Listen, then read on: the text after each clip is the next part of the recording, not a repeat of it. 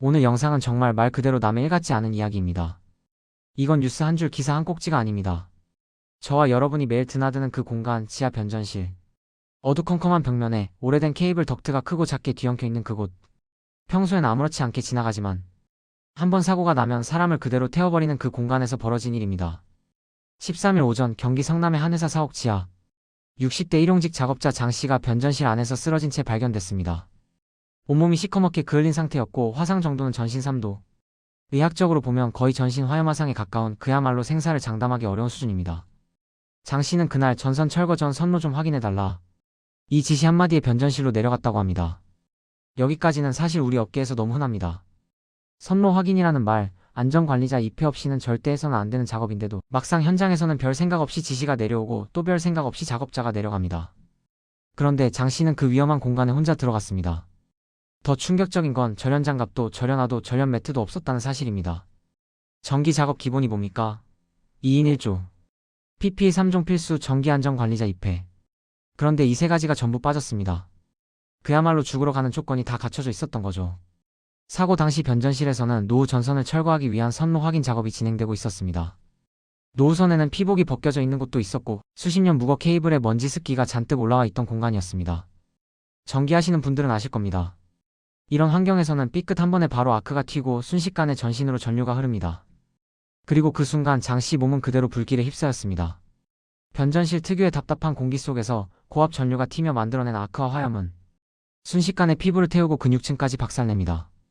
현장을 발견한 동료들은 그야말로 산송장 같은 모습이었다고 했습니다. 실려 나올 때 이미 자가호흡이 거의 없었고 붕대를 감은 모습은 사람이라기보단 사고 처리를 위해 나온 구조대의 마네킹처럼 보였다고 합니다. 장 씨의 아들은 이렇게 말했습니다. 머리부터 발목까지 온몸이 붕대입니다. 스스로 숨도 못 쉬고 눕혀두면 그냥 사람이 아닌 상태 같습니다. 여기서 중요한 건 장 씨는 전기기사가 아닙니다. 폐기물 수거 업체에 고용된 일용직 노동자입니다. 집기 옮기다가 전선이 엉켜있으니 좀 봐달라 이 말 한마디로 변전실에 들어간 겁니다. 자격도 없고 경험도 없고 위험이 무엇인지 설명해주는 사람도 없었습니다. 폐기물 업체 관계자의 말이 더 충격적입니다. 자격증 있는 줄 알고 확인 안 했어요. 우리는 전기를 모르잖아요. 이 말 속에 우리 업계의 현실이 너무 잘 들어가 있습니다. 전기 모르니까 그냥 시켜. 전기 모르니까 그냥 들어가봐. 전기 모르니까 책임도 우리 게 아니야. 그 결과가 지금 이 참혹한 사고로 돌아온 겁니다. 저는 이 사건을 보고 한 가지 생각이 딱 박혔습니다.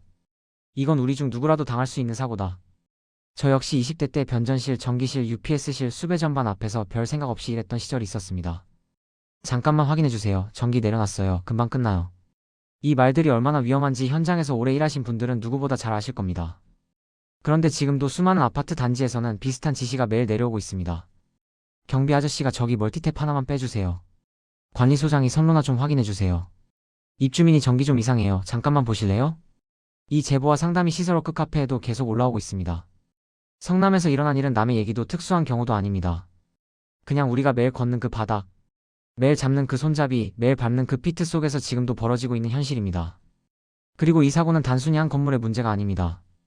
이건 대한민국 아파트 건물 관리 시스템의 구조적 문제입니다. 오늘 영상에서 우리는 성남 감전 사고를 시작으로 광명 아파트 화재, 부산 승강기 사망, 파주, 대구 도색 작업자 추락까지 왜 이런 인명사고가 아파트에서 반복되는지 그 뿌리를 완전히 파헤쳐보겠습니다. 그리고 내가 오늘 근무 나가서 어떤 사고와 마주하게 될지 모르는 모든 시설관리 형님들이 반드시 알고 있어야 할 생존법을 알려드릴 겁니다.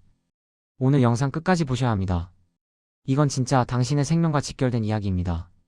이제 본격적으로 성남 감전 사고가 왜 일어났는지, 그리고 왜 이 사고가 특수한 사고가 아니라 대한민국 아파트 전기 시설업계에서 매년 반복되는 전형적인 패턴인지 깊숙이 들어가 보겠습니다. 저는 영상을 준비하면서 가장 먼저 느꼈던 게 있습니다.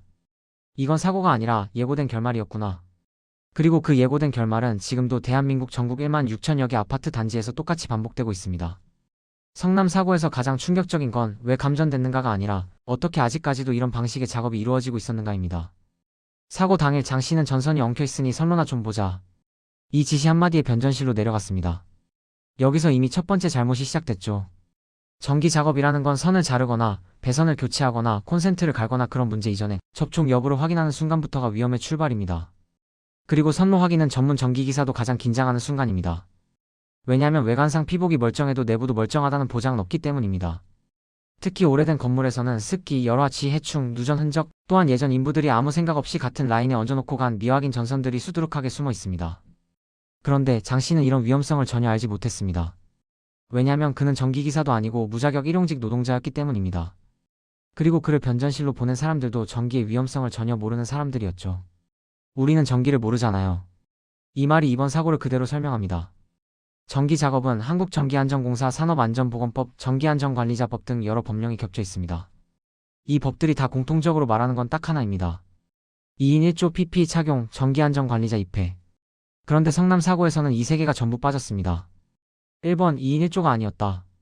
전기 작업에서 2인 1조는 혹시 쓰러지는 사람을 잡아준다 수준의 의미가 아닙니다. 진짜 핵심은 감전 즉시 전원을 차단해줄 사람, 잘못된 동작을 즉시 바로 잡아줄 사람, 작업자 의식 잃으면 바로 CPR 들어갈 사람. 이 세 가지 때문에 2인 1조가 필수입니다. 혼자 들어가면 감전되는 순간 아무도 모릅니다. 전력 설비는 소리가 안 들리는 경우도 많습니다. 장 씨는 그 상황에 그대로 놓였습니다. 2반 PPE 즉 절연장갑, 절연화, 절연매트 아무것도 없었다. 절연장갑은 감전사고의 마지막 방어막입니다. 절연화는 지락 전류를 막는 기본입니다. 절연매트는 고압 저압 모두에서 작업자의 몸을 전류 경로에서 벗어나게 해주는 안전망입니다. 그런데 장 씨가 착용한 보호구는 아무것도 없었습니다. 이건 건물 관리자가 몰랐다고 말하면 안 되는 단계입니다. 이건 의무이며 법 준수사항이며 이는 준비하지 않은 순간 이미 범죄가 되는 사안입니다. 3번 전기안전관리자 입회가 없었다. 한마디로 이 사고는 100% 방지 가능했던 사고입니다. 전기안전관리자가 입회했다면 그는 무자격자를 변전실에 넣지 않았을 겁니다. 절연장갑 없이 들어가는 것도 막았을 겁니다. 2인 1조가 아니면 작업을 하지 않았을 겁니다. 선로 확인 작업을 전기 차단 후 절연 측정 절차로 바꾸었을 겁니다. 그러나 현장에는 아무도 없었습니다. 이 점이 이번 사고를 더 비극적으로 만든 지점입니다. 성남 사고는 기업 사옥에서 벌어진 것이지만 같은 메커니즘은 아파트에서 매년 반복되고 있습니다. 실제 사례를 보겠습니다. 첫 번째 사례, 광명 소화동 아파트 화재 7명 사망. 이 사건은 정말 충격적이었습니다. 필로티 구조물 불법 증축, 동파방 지열선 불법 시공, 무자격 전기공사업자 투입. 결과는 7명 사망, 57명 부상. 책임자는 누구였나요? 입주자 대표, 불법 시공 건축업자, 무자격 전기공사업자 총 4명 형사에 입건되었습니다. 전기안전관리 부실, 전기선 노후 불법 구조물. 아파트가 얼마나 위험한 공간인지 이 사건이 직접 보여줍니다. 두 번째 사례, 인천 청라 아파트 화재 23명 부상. 여긴 전기차 화재 자체보다 초동 대응 실패가 핵심이었습니다. 야간 직원이 스프링클러 작동을 막아버렸습니다. 불 끄는 장치를 껐다. 이게 가능한 이유는 관리소 내 안전 교육이 제대로 이루어지지 않았기 때문입니다. 결과는 관리소장 포함 4명 형사 입건. 아무 생각 없이 누르는 버튼 하나가 수십 명의 생명을 위험에 빠뜨렸습니다. 세 번째 사례, 부산 북구 아파트 승강기 사망. 문이 열린 상태에서 엘리베이터가 움직였습니다. 승강로에서 80대 입주민이 끼어 사망했습니다. 문턱 인터록 고장 노후된 승강기 정비업체 점검 기록 부실. 전형적인 노후 아파트 관리 실패 사건입니다. 네 번째 사례, 파주 대구 외벽 도색 추락사. 두 건 모두 작업자가 안전줄을 의지하고 작업하던 도중 로프 고정 구조물 또는 난간이 파손되면서 발생했습니다. 그런데 더 중요한 건 안전줄을 어디에 걸어야 하는지조차 교육받지 못한 상태였다는 점입니다.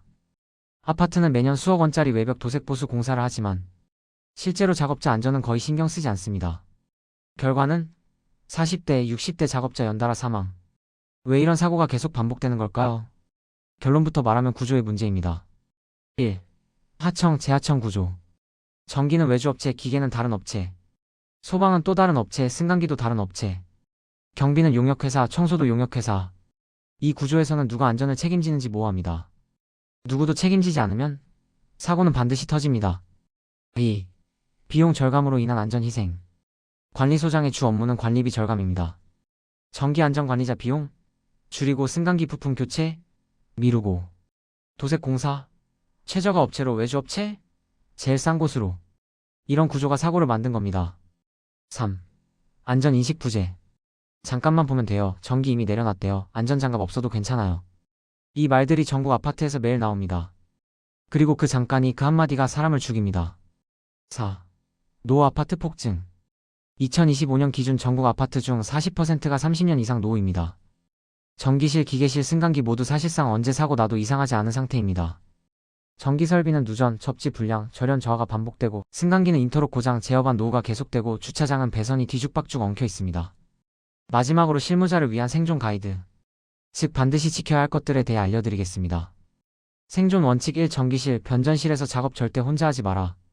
혼자 들어가는 작업하는 순간부터 사고가 나도 발견이 늦고 살아날 가능성은 급격히 떨어집니다. 생존 원칙 2. 절연장갑, 절연화, 절연 매트는 생명줄이다. 이건 있으면 좋은 장비가 아닙니다. 없으면 감전사할 확률 급상승입니다. 생존 원칙 3. 무자격자 작업 지시는 즉시 거부. 전기 분야는 무자격 작업 지시 자체가 불법입니다. 작업자가 다치면 관리소장도 업체도 모두 처벌받습니다. 생존 원칙 4. 외주업체의 안전장비 확인.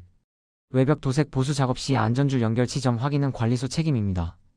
업체가 저희가 알아서 합니다. 이 말 믿으면 안 됩니다.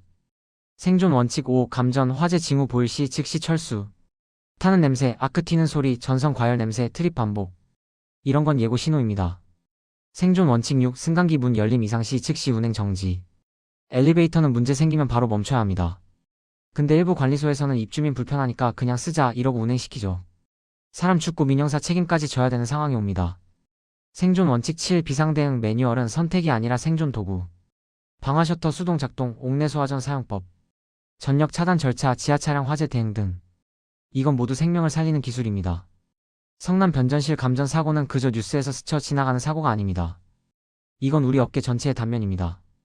그리고 우리가 오늘 이 영상을 보고 안전 인식이 1%라도 올라간다면 그건 누군가의 생명을 지키는 변화로 이어질 겁니다. 오늘 우리는 성남 변전실 감전 사고를 시작으로 광명 아파트 화재, 부산 승강기 사망, 파주와 대구의 추락 사고까지 전국에서 반복된 비극들을 살펴봤습니다. 영상이 길었지만 이건 절대 남의 이야기가 아닙니다. 저는 이걸 준비하면서 가슴이 답답해지고 손이 떨렸습니다. 왜냐하면 이 사고들 속에서 저 그리고 여러분의 모습이 그대로 비춰졌기 때문입니다. 우리가 매일 현장에서 마주하는 위험, 우리가 매일 듣는 말, 우리가 매일 당하는 압박, 우리가 매일 넘기는 불합리. 그 모든 것이 결국 오늘 우리가 본 사고들로 이어진다는 사실. 이 업계에서 가장 무서운 건 무지도 아니고 실수도 아닙니다. 진짜 무서운 건 습관화된 위험, 익숙해진 위험, 당연해진 위험입니다. 전기실에 혼자 들어가는 것, 절연장갑 없이 작업하는 것, 전기 안전관리자 없이 선로 만지는 것, 승강기 이상을 알고도 그냥 운행시키는 것, 불법 구조물이 있는 걸 알면서도 그냥 넘어가는 것. 이 모든 게 한국의 아파트 현장에서는 너무나 흔하게 벌어지고 있습니다. 그리고 그 하나쯤은 괜찮겠지가 사람을 죽입니다. 성남의 장씨도, 광명의 입주민 7명도, 부산의 승강기 사고로 돌아가신 80대 어르신도, 파주, 대구 외벽 작업하던 40대, 60대 작업자도 모두 똑같은 이유로 죽었습니다. 대충 해도 괜찮다고 생각한 누군가의 판단, 오늘만 버티면 된다고 생각한 누군가의 선택, 비용을 아끼려는 누군가의 지시, 경험이 없는데도 혼자 들어가라는 억지, 안전은 중요하지 않다는 익숙한 인식. 이 업계의 사고는 절대 운이 아닙니다. 실수도 아닙니다. 불가피한 사고도 아닙니다. 이건 구조이고 시스템이고 문화입니다. 그리고 그 구조가 바뀌지 않으면 우리는 계속 죽습니다. 특히 성남 감전 사고를 보며 저는 이런 생각이 들었습니다. 이대로 가면 앞으로 아파트 단지 전기실에서 똑같은 사고가 반드시 또 터진다. 전기안전관리자 부재, 무자격자 작업, 2인 1조 무시, PPE 미착용, 외주 재하청 구조. 이 5개가 동시에 존재한다면 그 현장은 이미 시한폭탄입니다. 그렇다면 우리는 어떻게 해야 할까요? 답은 거창하지 않습니다. 살아남아야 합니다. 가족에게 돌아가야 합니다. 현장에서 당연한 위험을 당연하게 넘기지 않는 사람, 그 사람이 바로 생존자입니다. 우리는 이 업계에서 느르입니다. 외주입니다. 하청입니다. 용역입니다. 관리소장도 위에서 압박받고 기술자도 밑에서 밀려옵니다. 하지만 한 가지는 기억해야 합니다.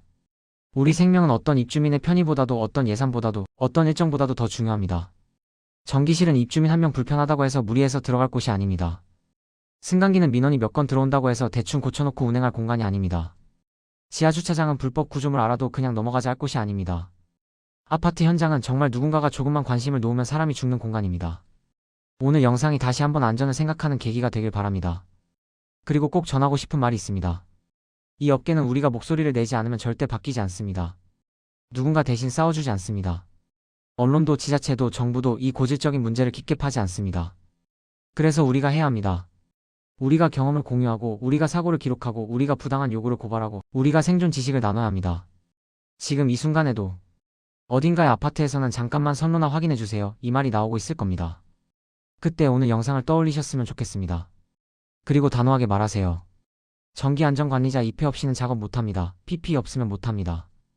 2인 1조 아니면 못 들어갑니다. 이건 거절이 아니라 살아남는 방법입니다. 마지막으로 혹시 현장에서 겪은 위험, 억울한 일, 부당한 지시, 위험했던 순간들이 있다면 시설워크 네이버 카페에 꼭 남겨주세요. 여러분의 경험은 누군가의 생명을 구할 수 있습니다. 그리고 이 업계를 바꾸는 시작점이 될 수 있습니다. 오늘도 안전하게 무사히 근무 마치시길 바랍니다. 우리는 살아남아야 합니다.